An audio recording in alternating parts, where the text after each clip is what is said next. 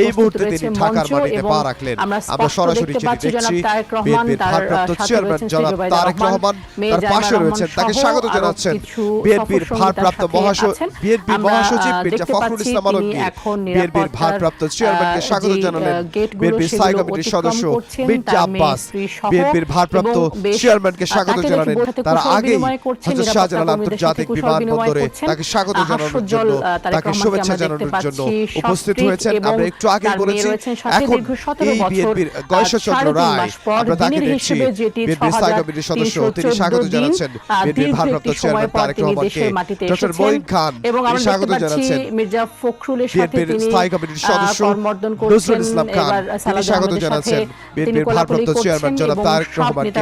এবং আমরা দেখতে পাচ্ছি আমির খসরু মাহমুদ চৌধুরী, তিনি স্বাগত জানাচ্ছেন বিএনপির ভারপ্রাপ্ত চেয়ারম্যান জনাব তারেক রহমানকে।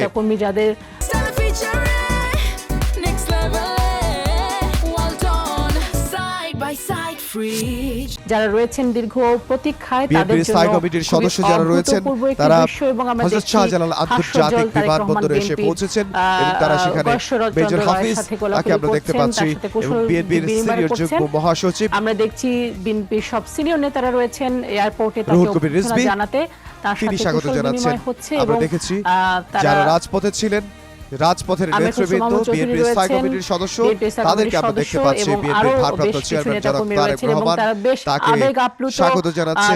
তার সঙ্গে করমর্দন করছেন দীর্ঘ প্রতীক্ষার পর আসলে ভারপ্রাপ্ত চেয়ারম্যান জনাব তারেক রহমান তিনি এসে পৌঁছেছেন সেটি নিশ্চয়ই বিএনপির সামনের দিনগুলোর জন্য বিএনপির স্থায়ী কমিটির সদস্যদের নিয়ে পরম প্রাপ্তি হবে এবং বিএনপি যেটা আমরা মেজর হাফিজউদ্দিন আহমেদকে আমরা দেখছি তার সাথে করমর্দন করতে এবং ভারপ্রাপ্ত এখন চেয়ারম্যান দেখছি রিজভী আহমেদের সাথে কোলাকুলি করতে এবং বেশ তাকে এক নজর দেখার জন্য সেখানে অপেক্ষা করছেন।